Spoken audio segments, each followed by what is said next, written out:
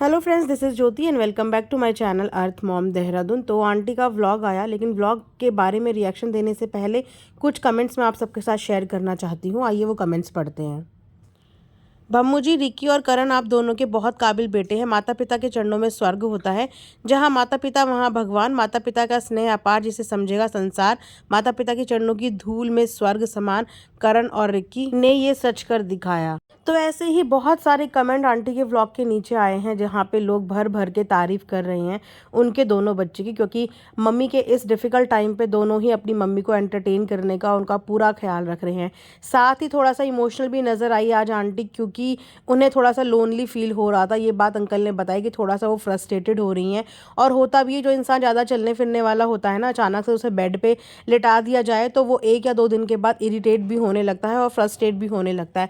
वहाँ पे ऐसा नहीं है कि फैमिली के बाकी लोग इस चीज़ पे सपोर्ट नहीं कर रहे हैं।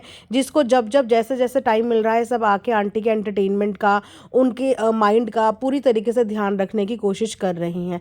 वहीं पर अगर बात करें लखन की, तो अभी कुछ कल के व्लॉग में भी लखन अपनी मम्मी के लिए वीडियो गेम लेके आए थे, ताकि उनका माइंड डिस्ट्रैक्ट रहे, ताकि वो बिजी रहे और उनका एंटरटेनमेंट होते रहे। और आज के व्लॉग में भी वो यही बोलते हुए गए कि चलो मम्मी के साथ टाइम स्पेंड करके आता हूँ, थोड़ा उनको एंटरटेन करके आता हूँ, उनको हंसा के आता हूँ। तो सब अपने अपने एंड पे जितना जितना जिसको टाइम मिल रहा है अपनी मम्मी को खुश करने की कोशिश कर रही हैं। लेकिन तबीयत ही ऐसी है, और लेकिन बेड रेस्ट ही ऐसा है कि जहाँ पे आंटी ना खुद ही समटाइम्स जो है वो इमोशनल हो जा रही हैं। और जब उनको अपने आसपास कोई नहीं दिख रहा तो उन्हें बहुत अकेलापन फील हो रहा है।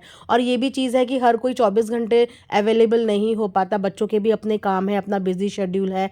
और अंकल ने जैसे बताया कि कल वो काफ़ी 4-5 घंटे अकेले थी, जिसकी वजह से उन्हें ज़्यादा फ्रस्ट्रेशन हो गई, ज़्यादा इरिटेट हो गई। हालांकि उनकी ननद वहाँ पे है, और अपनी ननद के साथ आज वो इमोशनल होती हुई भी नजर आई, उनके गले लग के रोने लगी। आपने देखा होगा कि जब से आंटी का ऑपरेशन हुआ है तब से उनकी ननद वहीं पे आंटी के साथ हैं।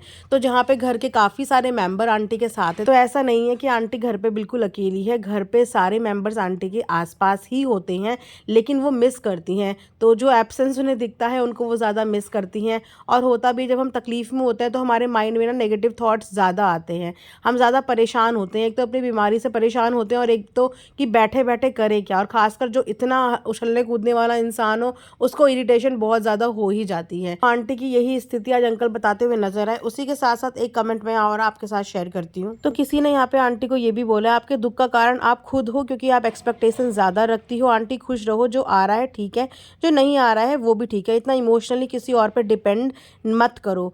आधे दुख तो बेफालतू के लेती हो आप, थोड़े दिन में ठीक हो जाओगी। खुश रहो, इमोशनली डिपेंड होना गलत है, वही दुख कर सबसे बड़ा कारण है, क्योंकि सब इमोशनल नहीं होते, कुछ प्रैक्टिकल ज़्यादा होते हैं। बिल्कुल सही बात इन्होंने ये बोली कि इतना ज़्यादा इमोशनली डिपेंड नहीं होना चाहिए। अगर आप आज ठीक होते तो आप भी अपना व्लॉग बना रहे होते, अपना कंटेंट क्रिएट कर रहे होते, अपनी रील्स बना रहे होते, आप भी कहीं ना कहीं बिजी होते। उसी तरीके से घर के हर फैमिली मेम्बर्स का कुछ ना कुछ काम पड़ रहा है, तो उनको जाना भी पड़ रहा है, उनको आना भी पड़ रहा है। लेकिन हाँ, इस पूरे माहौल में आप अकेले नहीं हो, आपकी ननद आपके साथ है, बहनोई साथ है, इतने सारे हाउस हेल्प साथ हैं, और बच्चे आते जाते रहते हैं। थोड़ा सा इस चीज़ पे आंटी को अपना कंट्रोल रखना पड़ेगा कि हर छोटी मोटी बात पे इमोशनल ना होके प्रैक्टिकली सोचो। अपने आप को इमोशनली स्ट्रांग तो करना पड़ेगा, क्योंकि बच्चे अब बड़े हो गए हैं, सबके अपने अपने काम होते हैं।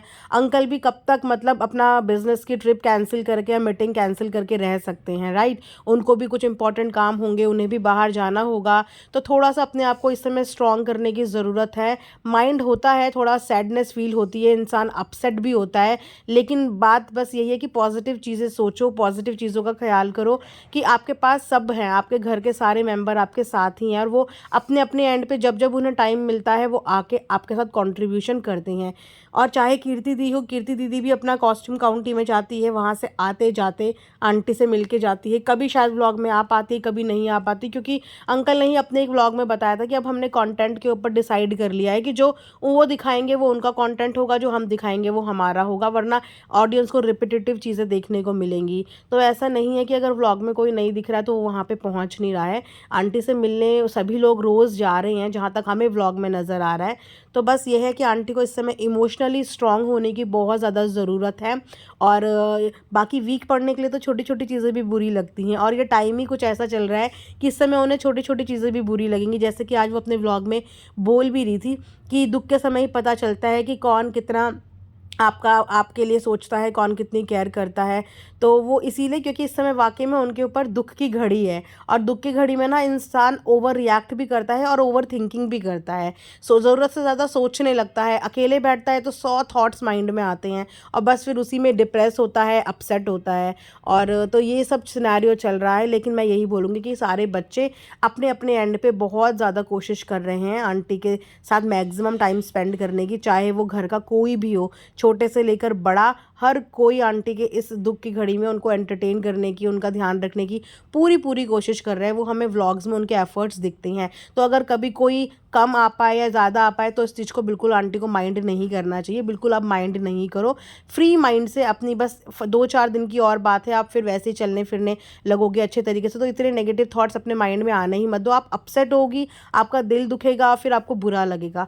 तो इसीलिए जितना सब लोग आ रहे हैं उस चीज़ की खुशी मनाओ, और नेगेटिव चीज़ों से बिल्कुल दूर रहो। और मैं आप सबसे भी यही रिक्वेस्ट करूँगी कि उनको बहुत अच्छा लगता है कि यूट्यूब फैमिली जब उनको पॉजिटिव कमेंट्स करती है, उनको प्यारे-प्यारे कमेंट्स करती है। ये उन्होंने खुद बताया है कि उनकी एनर्जी ड्रिंक है। तो आप ये ड्रिंक उनको देते रहा करो, उनको कोई नेगेटिव फीलिंग आएगी ही नहीं। उन्हें ये तो लगेगा कि चलो फैमिली वाले थोड़ा कम टाइम दे रहे हैं, तो यूट्यूब वाले रोज़ सुबह 9 बजे आपको देख रहे हैं। सोचो आपका व्लॉग देखने के लिए रोज़ सुबह ठंड में भी 9 बजे उठ के सबसे पहले काम-धाम करने से पहले आपका व्लॉग देखते हैं। तो आपको इतनी प्यारी यूट्यूब फैमिली मिली है, इतने प्यारे आपको कमेंट्स आ रहे हैं, तो इन चीज़ों से आप खुश रह सकते हो। सो ये था मेरा आज का एक रिएक्शन। आई होप आप लोगों को पसंद आया हो। वीडियो के एंड में लाइक, शेयर एंड सब्सक्राइब ज़रूर करें। Thanks for watching earth mom Dehradun.